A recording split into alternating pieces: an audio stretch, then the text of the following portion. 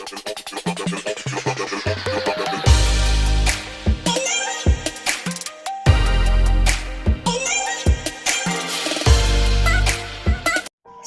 का महीना हरियाली और त्योहारों का महीना है।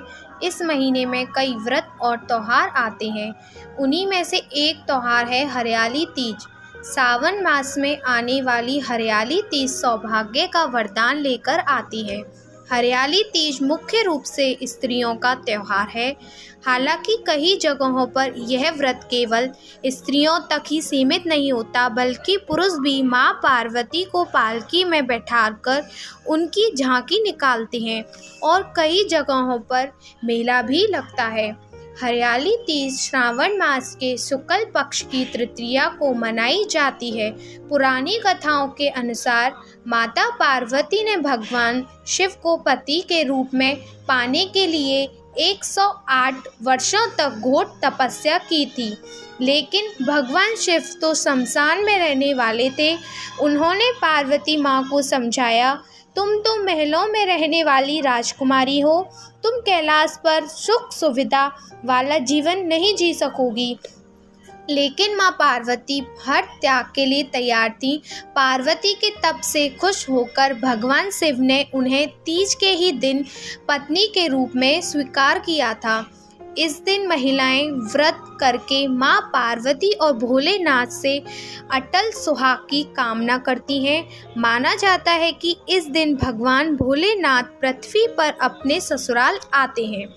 सावन में पड़ने वाली यह तीज सुहागन स्त्रियों के लिए बहुत महत्वपूर्ण होती है।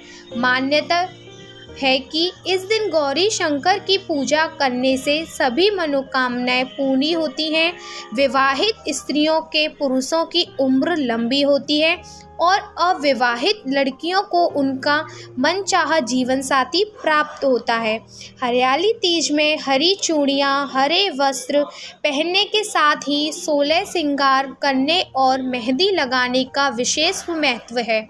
इस त्योहार पर विवाह के पश्चात पहला सावन आने पर नवविवाहित लड़कियां अपने मायके में आकर यह व्रत करती हैं और परंपरा के अनुसार नवविवाहित लड़की के ससुराल से इस त्योहार पर सिंजारा भेजा जाता है, जिसमें कपड़े, आभूषण, मेहंदी, श्रृंगार का सामान, घेवर और मिठाइयाँ इत्यादि सामान भी भेजा जाता है। इस दिन महिलाएं मिट्टी या बालू से मां पार्वती और शिवलिंग बनाकर उनकी पूजा करती हैं। पूजन में सुहागन की सभी चीज़ें मां पार्वती को चढ़ाई जाती हैं।